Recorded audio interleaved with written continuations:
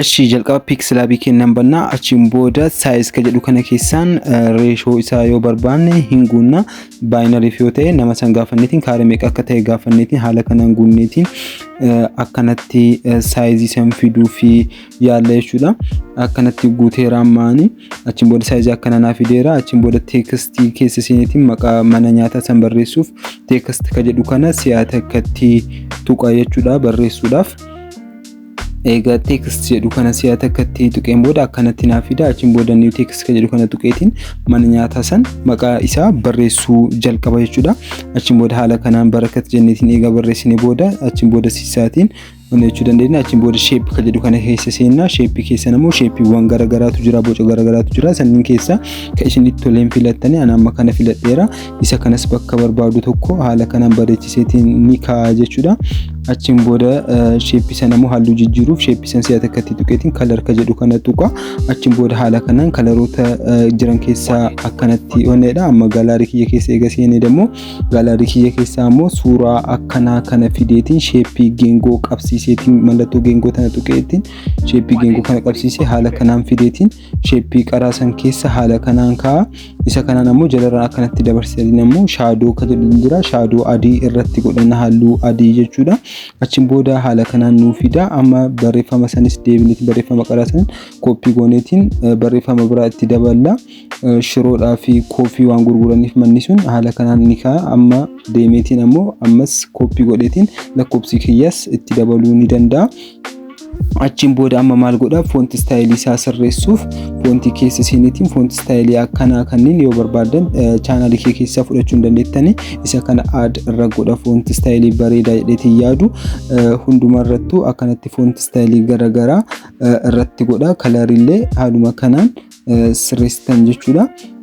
Haala amma argitan kanaan fontii isaaf ta'uu barbaadeetiin haala kanaan aadarra godheera bakka kanas akkuma barbaadutti bakka isaas kaa'eera.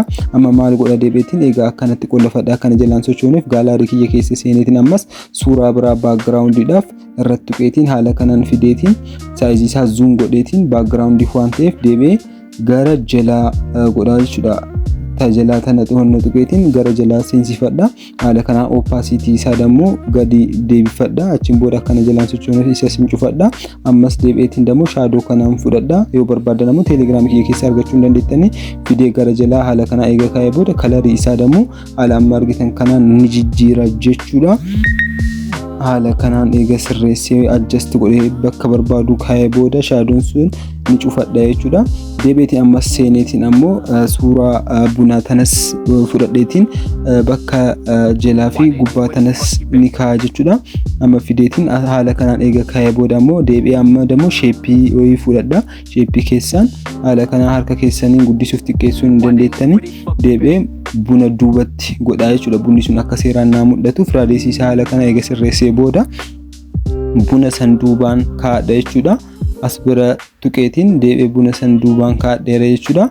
Achiin booda maal godha halluu isaa kalarii keessaan halluu isaa ni sirreessa. Ammas deebi'eetiin ammoo nyaata dabalataa waan barbaaduuf nyaata dabalataa kanneen akkuma qaraa sanitti haala kanaan eega galchee booda ammoo deebi'eetiin ammoo shadow adii waan barbaaduuf mallattoo roga jaha kana tuqeetiin shape shadow ka jedhu kana tuqeetiin shadow isaa lakkoofsa barbaadu irratti adjust godhaatiin haala kanaan ni galcha. Deebi'eetiin ammoo nyaata biraas waan barbaaduuf nyaata biraas itti dabala jechuudha. Galaarii keessa seenuudhaan nyaata san irratti ni tuqaa jalqaba. Egaa akkanatti tuqee booda mallattoo geengoo tana tuquudhaan haala kanaan geengoo sanaa qabsiisa isa san immoo akkanatti adjust godheetiin haala kanaan fudhadha. Deebi'eetiin maal godha akkuma qaraa sanitti shadow adii irratti godha jechuudha.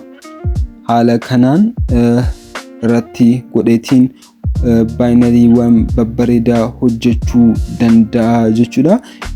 Isinis wantoota asirratti hojjenne kanneen yoo barbaadan telegram kiyya keessaa fudhachuu ni dandeettan jechuudha. Achiin booda save godhanneetiin galaarii kiyya keenya buufannaa jechuudha. Video kanarraa akka fayyadamtan dhugaan qaba. Yoo video kanarratti na jajjabeessitan videoowwan itti aanu irratti barnoota seeraa isin barsiisuu danda'an kana caalu qabadheetiin dhufa na jajjabeessisan jechuu barbaada. Nagaatti naa tura.